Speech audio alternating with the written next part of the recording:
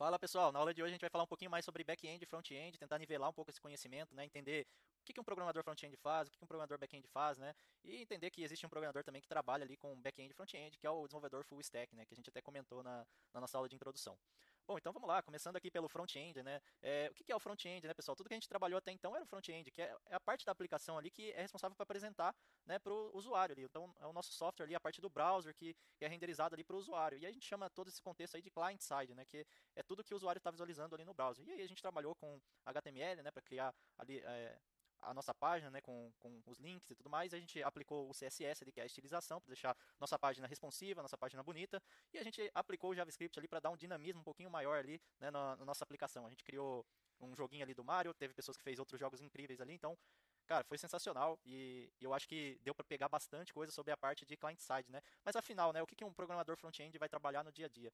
É justamente isso, pessoal. O programador front-end vai trabalhar com HTML, CSS, JavaScript e também com alguns frameworks, né? Seja o React, o Angular, o Vue e tem muitos outros frameworks, tá, pessoal? Todos esses frameworks e bibliotecas são desenvolvidas em JavaScript e são desenvolvidas para resolver um problema, tá? Todo framework nasce com um propósito de resolver um problema. E é isso que é o ponto importante, pessoal. Nós, como bons desenvolvedores ali, né, temos que saber analisar qual que é a proposta daquela biblioteca, daquele framework, para a gente aplicar para resolver um problema ali na empresa, né, um problema do dia a dia, né? Então, não existe bala de prata. A gente não vai falar assim, o React é melhor que o Angular. Enfim, eu já tive a oportunidade de trabalhar tanto com o Angular quanto com o React, tá, pessoal? Não trabalhei com o Vue, mas assim, eu sei o que é bom em cada um, o que não é, qual que é a vantagem de trabalhar com um com o outro, a questão da organização, da estrutura. Enfim, eu acho que para opinar nesse cenário aí, a gente não pode ser. Acho que a gente tem que ser agnóstico à tecnologia. A gente realmente tem que procurar entender o problema, né? E aplicar a melhor tecnologia que faz sentido. Porque framework, pessoal, é um negócio incrível, assim.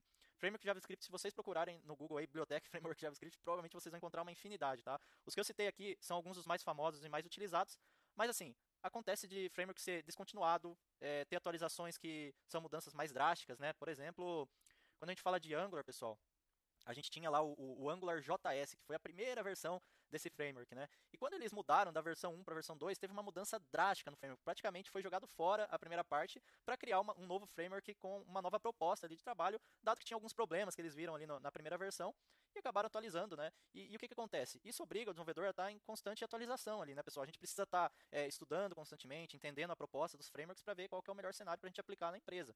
E obviamente que às vezes vocês vão trabalhar em alguma empresa e vão chegar lá e já vão estar trabalhando com algum framework. Mas vocês vão estar aptos para aprender qualquer framework. E por que eu digo isso, pessoal? Porque se você tem a base ali, que é o HTML, o CSS e JavaScript, vocês vão conseguir ser capazes de aprender qualquer outro framework, tá?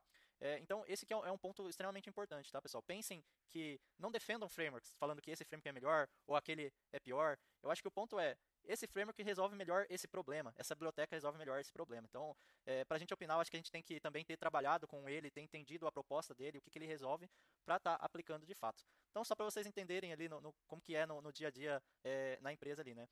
A gente tem a opção também de não trabalhar com framework, dependendo do cenário, tá, pessoal? Então, vai muito da análise. E a gente tem boas práticas para serem trabalhadas ali, tanto no front-end quanto no back-end, que é o nosso próximo tópico, para não trabalhar com framework também. Existem arquiteturas definidas, bem definidas ali, que a gente pode explorar para ter um padrão de projeto bacana, conseguir dar sustentação para o nosso software sem trabalhar com nenhum framework. Então, isso é um ponto bem bacana também. E, pessoal, falando um pouquinho mais agora do back-end, né? O que é o back-end? Então, é a parte do software que roda no servidor. Então, a gente já não está mais falando de browser, tá, pessoal? A gente está falando de rodar no servidor, né, que é o nosso server-side.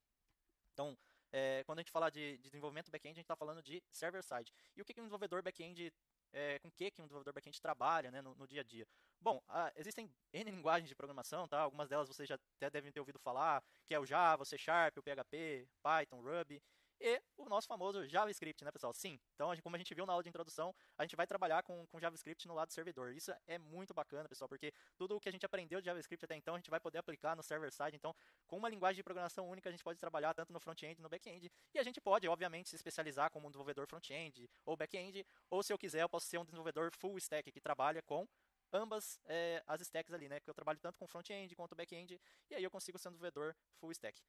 Então, beleza, pessoal? Deu para entender ali front-end, back-end? Eu acho que é um ponto importante, já que a gente vai falar de back-end nesse ciclo, vai falar de server-side. E aí, eu acho importante a gente nivelar esse conhecimento, né? Entender essa diferença. Então, vejo vocês aí na próxima aula para a gente falar do nosso próximo tópico. Valeu, pessoal!